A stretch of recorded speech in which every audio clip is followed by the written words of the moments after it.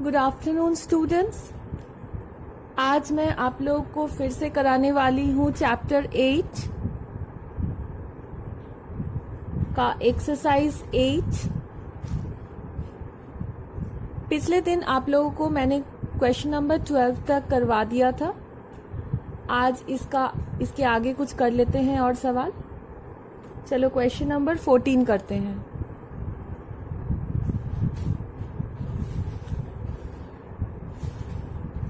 सबसे पहले क्वेश्चन को पढ़ लेते हैं। एक दोनों मुंह खुले लोहे के लंबवृत्ताकार खोखले बेलन की ऊंचाई है 2.8 मीटर। बेलन का आंतरिक व्यास 4.6 डेसीमीटर एवं बेलन में 84.48 घन डेसीमीटर लोहा लगा है, तो बेलन का बाहरी व्यास कितना होगा। तो सबसे पहले इस क्वेश्चन में क्या क्या दिया गया है। सबसे पहले ये क्वेश्चन है खोखले गोलक का, तो हम एक खोखला गोलक बनाते हैं।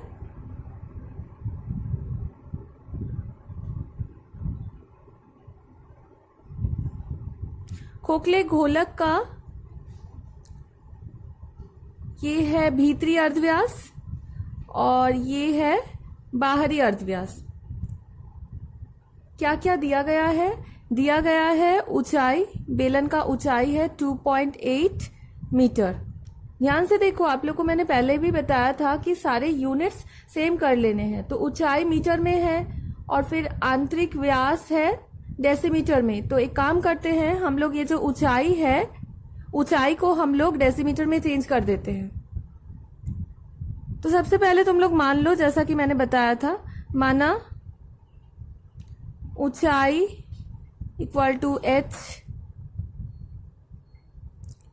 भीतरी अर्धव्यास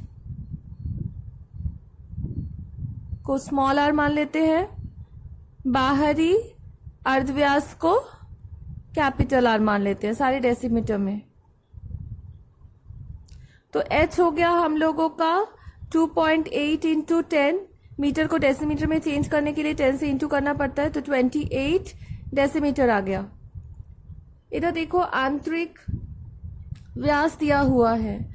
आंतरिक व्यास से हम लोग को आंतरिक अर्धव्यास निकालना है, मतलब स्मॉल r निकालना है। तो स्मॉल r निकालने के लिए हम क्या करेंगे, 4.6 डिवाइडेड बाय 2, तो हम लोगों का आ गया 2.3 डेसीमीटर। क्लियर। तो 2.3 डेसीमीटर। और क्या दिया हुआ है, और दिया हुआ है कितना लोहा लगा, इसका मतलब है आयतन। तो आयतन दिया हुआ है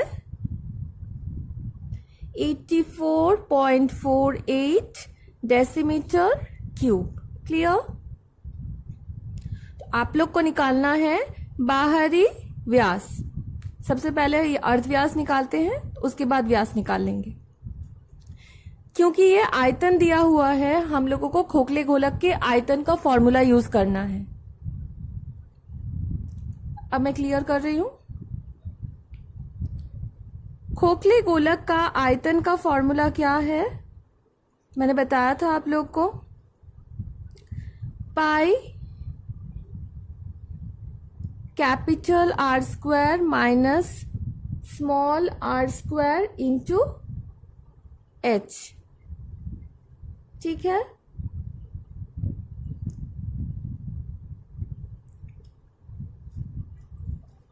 तो पाई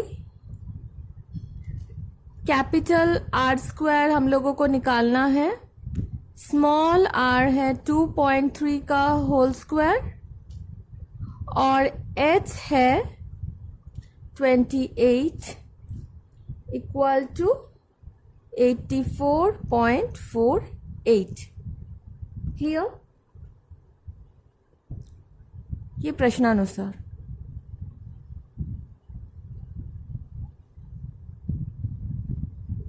ठीक है। अब कैलकुलेशंस करते हैं। 22/7 कैपिटल R स्क्वायर माइनस 2.3 का होल स्क्वायर 28 84.48 बाई पॉइंट हटा दिए, नीचे 100 हो गया, 7 4 से कटा 4 हुआ। तो ये देखते हैं 11 से कटता है या नहीं। पहले 2 से काट देते हैं।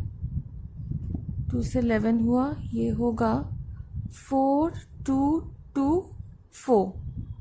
ठीक है, एक बार लिख लेते हैं नीचे। 11 इंटू 4 मतलब 44 आर स्क्वायर माइनस 2.3 का whole square equal to 4 2 2 4 by 100। तो आर स्क्वायर माइनस 2.3 का whole square is equals to 4224 by 44 into 100।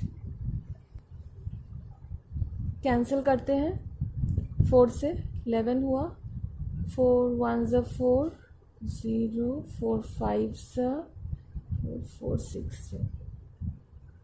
उसके बाद 11 से कैंसिल करते हैं। 11 से कैंसिल करेंगे तो हमारा आ जाएगा 96। ठीक है,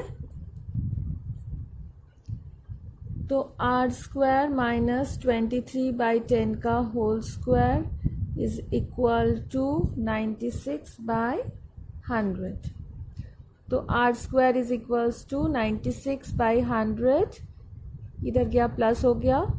अच्छा, 23 का स्क्वायर करते हैं हम लोग। 529 बाई 100। तो r square is equals to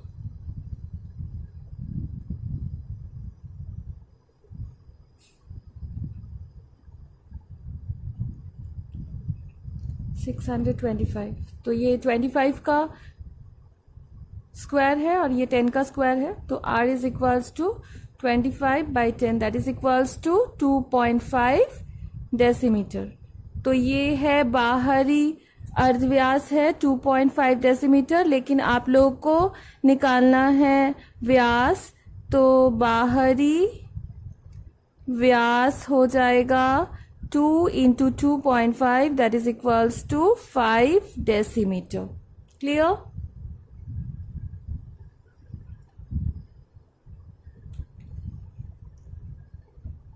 अब चलो नेक्स्ट क्वेश्चन करते हैं। Question number 16।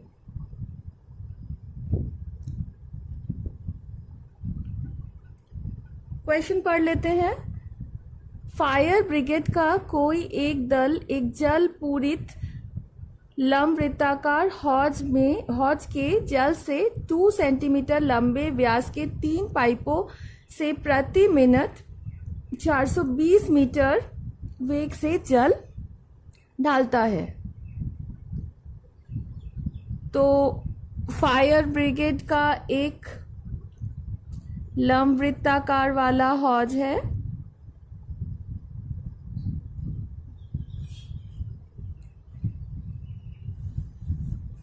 यहाँ वो लोगों ने 3 पाइपें लगा दी है। पाइप भी तो लंबवृत्ताकार ही होंगे। ठीक है, 3 पाइप लगा दिया गया है।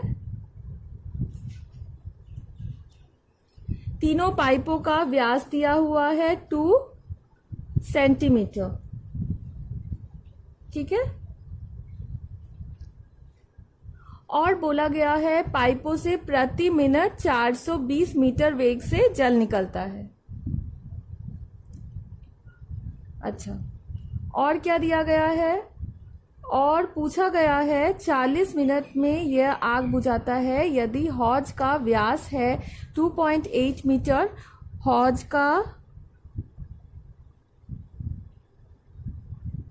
व्यास है 2.8 मीटर और व्यास दिया हुआ है, तो अर्धव्यास कितना होगा? अर्धव्यास होगा बाई 2 मतलब 1.4 मीटर। और ऊंचाई भी दी हुई है। ऊंचाई दी हुई है 6 मीटर। ऊंचाई है 6 मीटर। तो हम लोग आयतन निकाल लेते हैं यहाँ से, मतलब आयतन निकालना मतलब कितना पानी है इसमें। तो आयतन हो जाएगा पाई आर स्क्वायर एच। तो pi R square means 1.4 whole square into 6। तो ये आप लोग कैलकुलेट करना। कैलकुलेट करने से ये आएगा 36.96 मीटर क्यूब। ठीक है, तो हम लोग के हौज का आयतन है इतना। अब पाइप का व्यास दिया हुआ था, पाइप का व्यास दिया हुआ था 2 सेंटीमीटर। इसको मीटर में बदल देते हैं तो 2/100 हो जाएगा। ठीक है, ठीक है स्टूडेंट्स, अब मैं डिलीट कर रही हूं, आगे करेंगे हम लोग।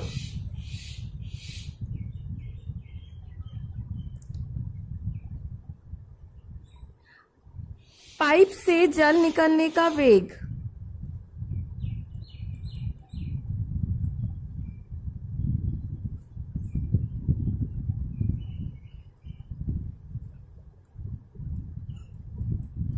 (420 मीटर प्रति मिनट। ठीक है,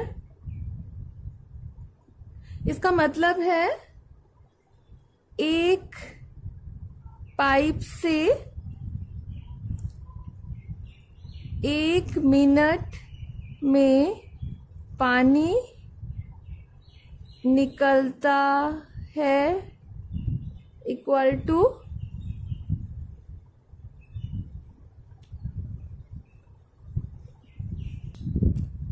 उस पाइप का आयतन। उस पाइप का आयतन मतलब, थोड़ा ध्यान से यहाँ पर, पाई आर था कितना, व्यास दिया हुआ था 2/100, अर्धव्यास मतलब बाई 2 करेंगे और, तो पाई आर स्क्वायर।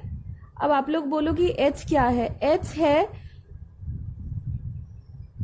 प्रति मिनट, वो इतने मीटर के वेग से पानी निकाल रहा है, मतलब हम लोग लंबाई मान लेंगे 420 मीटर। तो यहाँ लंबाई मतलब हो जाएगा 420 मीटर। तो 1 मिनट में पानी निकलेगा इतना, ये है आयतन उस पाइप का।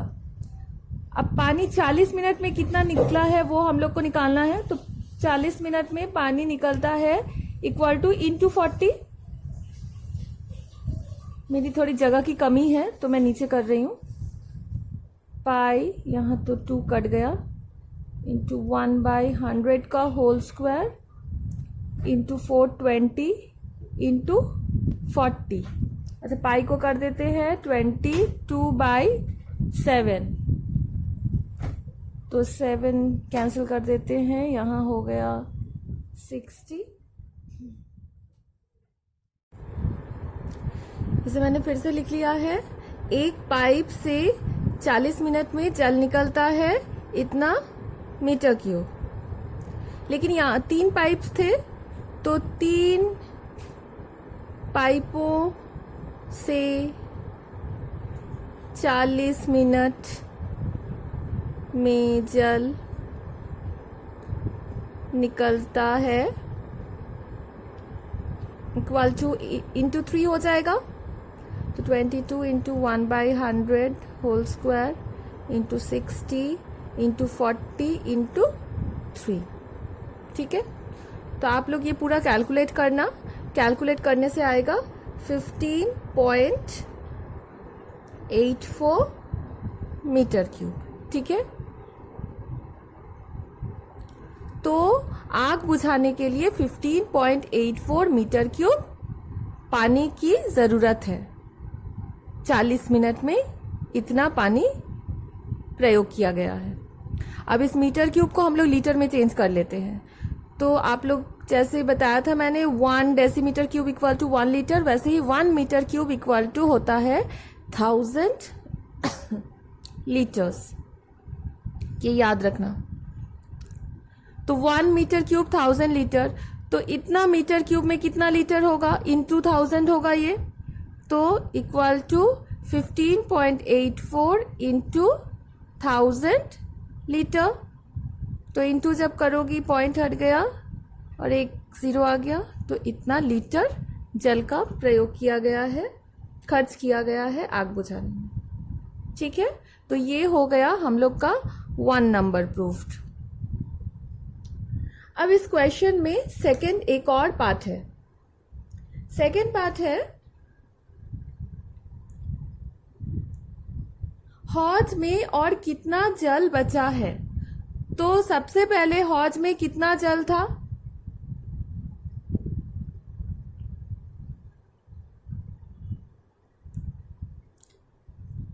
हौज का आयतन हम लोगों ने निकाला था। हौज का आयतन था 36.96 मीटर क्यूब और पानी खर्च हुआ इक्वल टू 15.84 मीटर क्यूब। तो पानी बचा इक्वल टू 36.96 माइनस 15.84, माइनस करोगी आएगा 21.12 मीटर क्यूब, लेकिन हम लीटर में चेंज कर लेंगे। 21.12 इंटू 1000 लीटर्स, तो हम लोग का आ जाएगा 120 लीटर। क्लियर? तो ये था हम लोगों का क्वेश्चन नंबर 16। अब चलो लास्ट एक और सवाल कर लेते हैं, question number suppose 18। Question number 18 पढ़ के देखते हैं।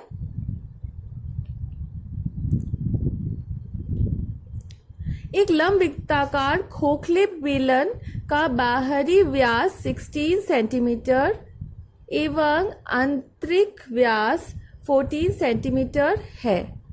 तो फिर से है खोखला बेलन, खोखले बेलन का बाहरी अर्धव्यास और भीतरी अर्धव्यास, हम लोग को व्यास दिया हुआ है, हम लोग अर्धव्यास निकाल लेंगे। बाहरी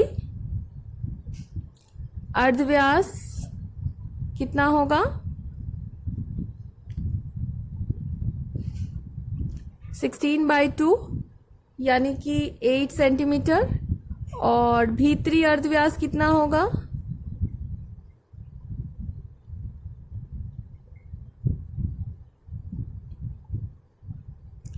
12/2 that is equals to 6 centimetre. बेलन का ऊंचाई भी दिया हुआ है। बेलन का ऊंचाई कितना है, 36 सेंटीमीटर हो। तो बेलन को गलाकर मतलब सबसे पहले हम लोग इस बेलन का आयतन निकाल लेंगे।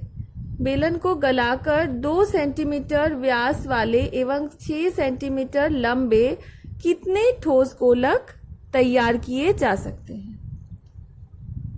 तो सबसे पहले हम लोग इस खोखले गोलक का आयतन निकाल लेते हैं और उसके बाद हम लोग छोटे वाले गोलक का गोलक नहीं, बेलन का, पहले खोखले बेलन का आयतन निकाल लेते हैं, उसके बाद छोटे वाले बेलन का आयतन निकाल लेंगे, उसके बाद डिवाइड कर देंगे दोनों को, तो हम लोग को पता लग जाएगा कि कितने सारे ठोस बेलन तैयार किए जाएंगे।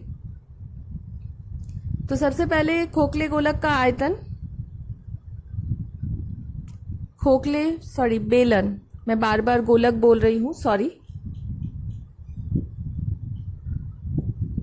खोखले बेलन का आयतन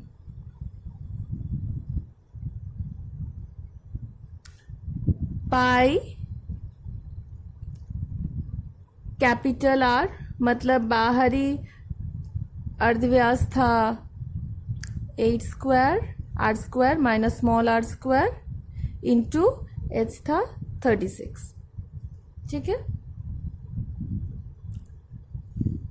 तो 22/7 ये हो गया 64 माइनस 36 इंटू 36, यूनिट है सेंटीमीटर क्यूब।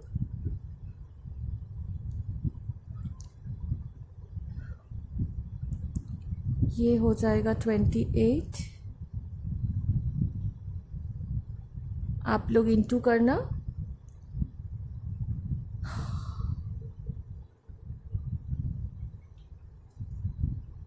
अच्छा एक काम करो, ये पाई को मत काटो,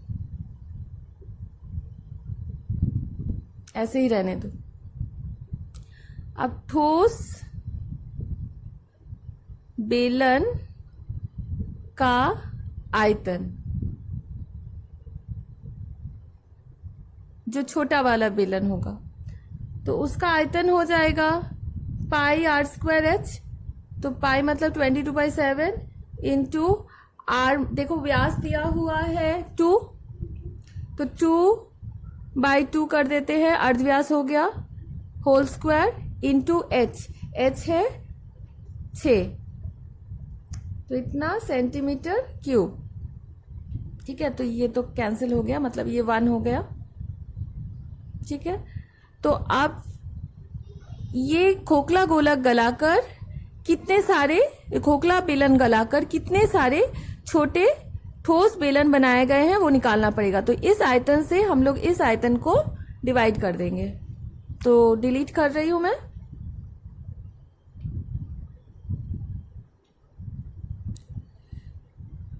छोटे ठोस गोलक, फिर से मैंने गोलक लिख दिया, बेलनों की संख्या।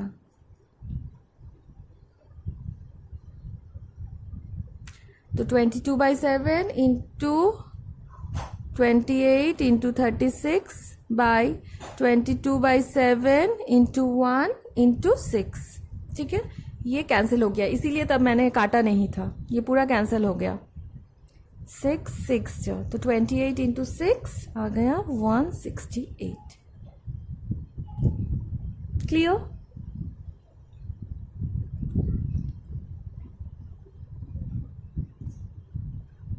अब चलो कुछ अति संक्षिप्त उत्तरीय प्रश्न, कुछ बहुविकल्पीय प्रश्न देख लेते हैं।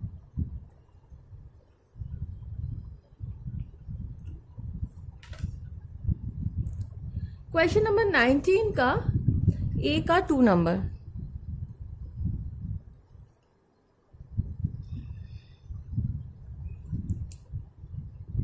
दो लंबवृत्ताकार ठोस बेलन के अर्धव्यास व ऊंचाई का अनुपात दिया हुआ है। अर्धव्यास मतलब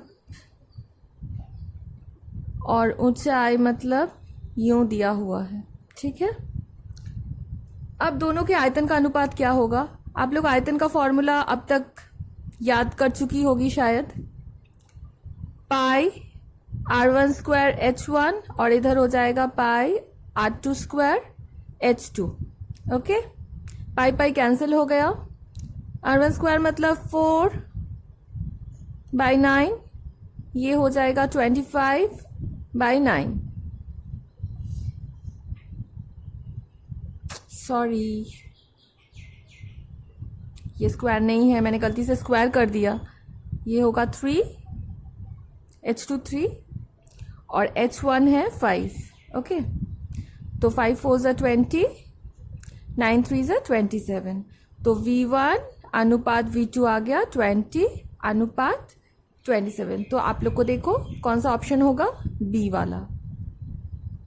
ठीक है, अब चलो देख लेते हैं क्वेश्चन नंबर 4।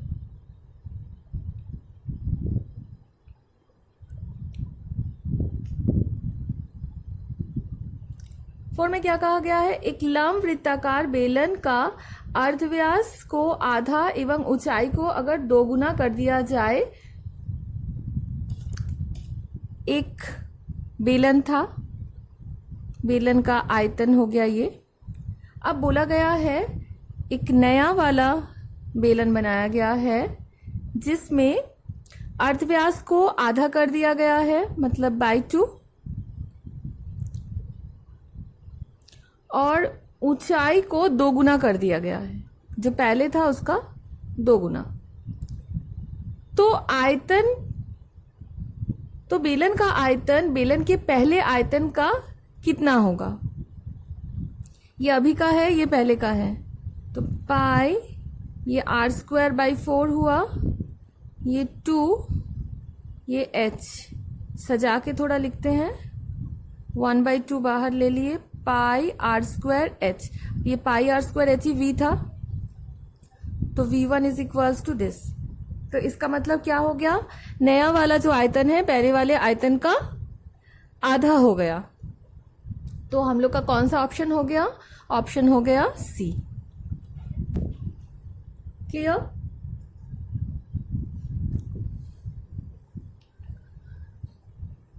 अब चलो देख लेते हैं बी का 2 नंबर। एक लंब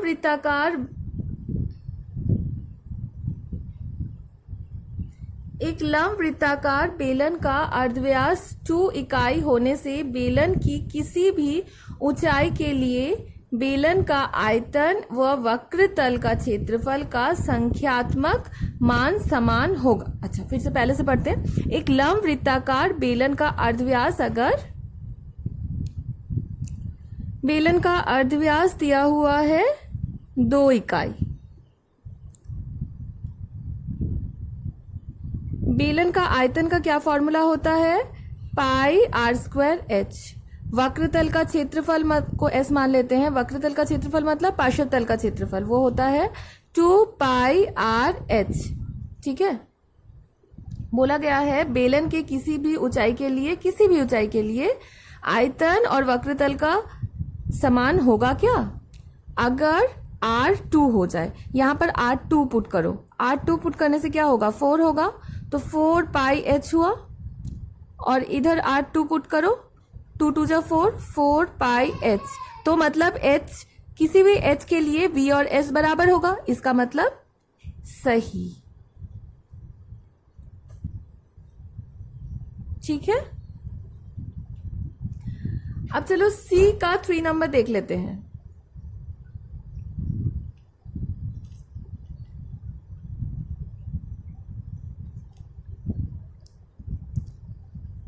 C का 3 नंबर है, एक लंब वृत्ताकार बेलन का आयतन व वक्र तल का संख्यात्मक मान समान होने से, एक लंब वृत्ताकार बेलन का आयतन मतलब पाई r²h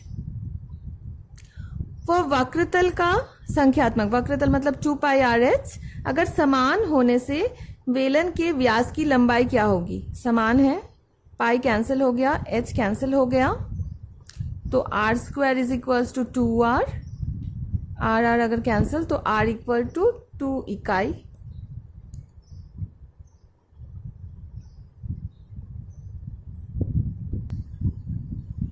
लेकिन यहाँ व्यास पूछा गया है, तो व्यास हो जाएगा 2r, that is equals to 4 इकाई। ठीक है, तो बेलन के व्यास की लंबाई हो जाएगी 4 इकाई। क्लियर? अब चलो आगे करते हैं क्वेश्चन नंबर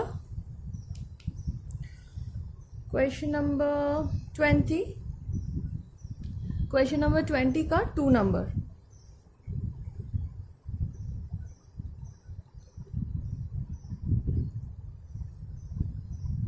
एक लंब वृत्ताकार बेलन के वक्र तल का क्षेत्रफल,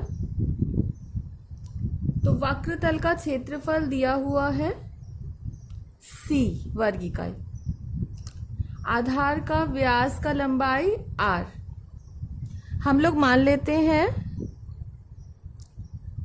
वक्रतल का क्षेत्रफल इक्वल टू c इकाई। ठीक है, अर्धव्यास इक्वल टू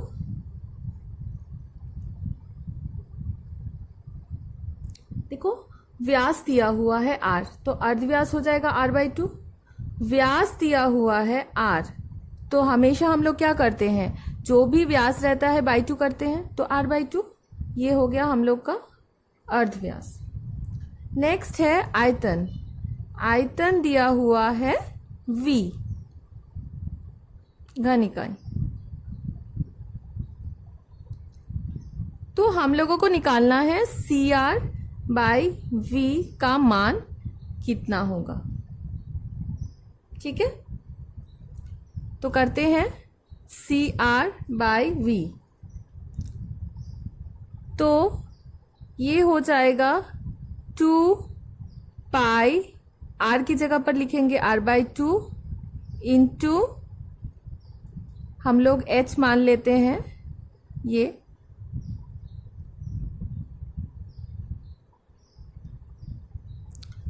इंटू यहाँ पर है एक R, तो R को एज इट इज लिख देते हैं, बाई V क्या था, आयतन था, आयतन मतलब पाई R²H। अब R कितना है, R² मतलब अर्धव्यास, तो R/2 का होल स्क्वायर इंटू H।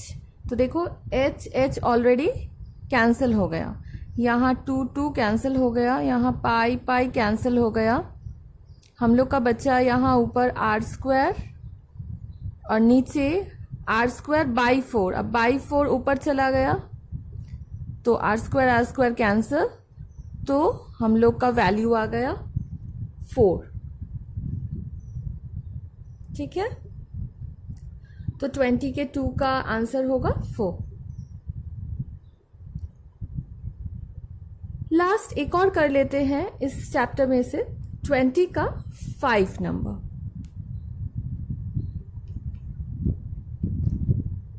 20 का 5 नंबर है, एक लंब वृत्ताकार बेलन का आयतन का अर्धव्यास की लंबाई 50% कम किया गया।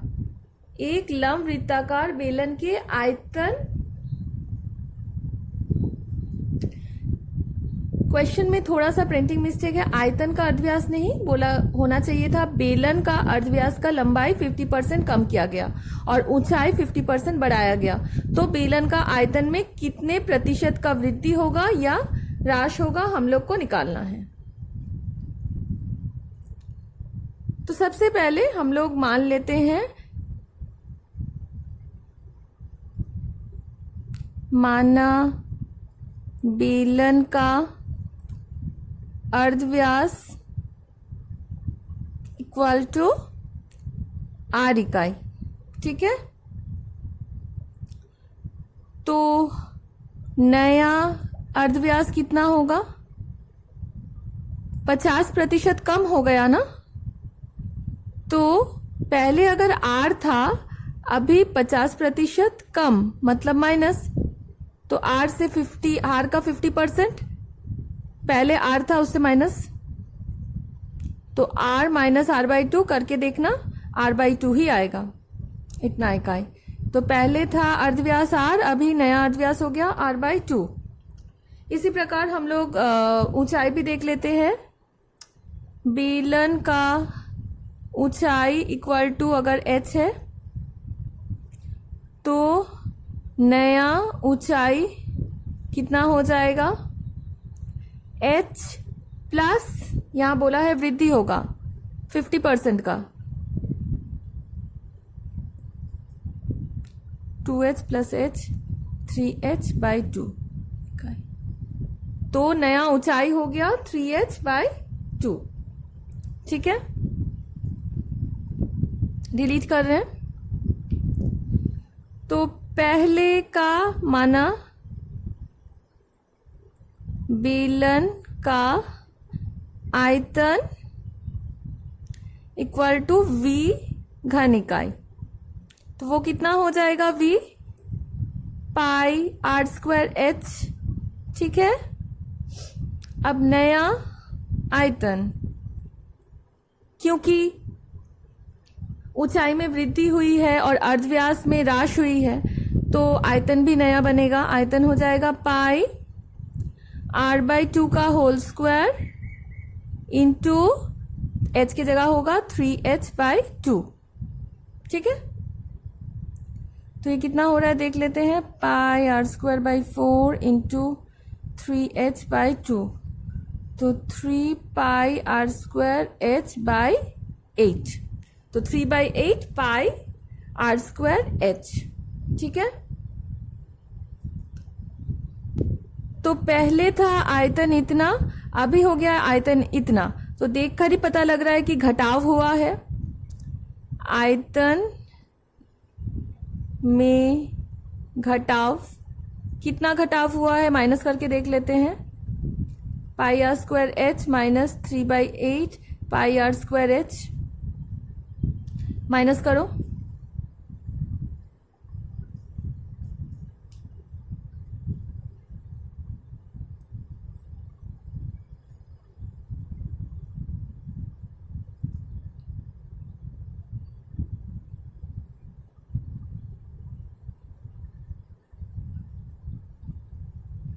Five pi R square H by 8, ठीक है।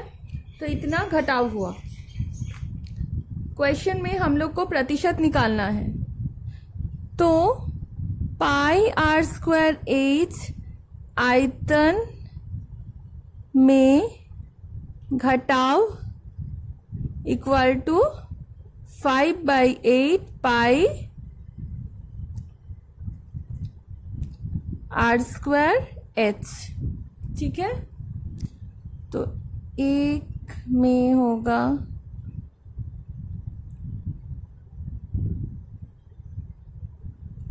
By pi R square H, तो 100 में प्रतिशत निकालना है, तो 100 में कितना होगा इंटू 100। यहाँ सबसे पहले देखो पाई पाई कैंसिल हो गया, आर स्क्वायर कैंसिल, यहाँ सिर्फ 5/8 बचा हुआ था, तो 5/8 इंटू 100। तो आप लोग करके देखना, ये आ जाएगा 62 सहे 1/2 प्रतिशत, ठीक है। तो इस तरह ये चैप्टर भी हम लोग का एंड हो गया। रेस्ट ऑफ द सवाल आप लोग घर में होमवर्क कीजिए, फिर नेक्स्ट डे मैं एक नया वीडियो में नया चैप्टर लेकर आऊंगी, ठीक है। Thank you.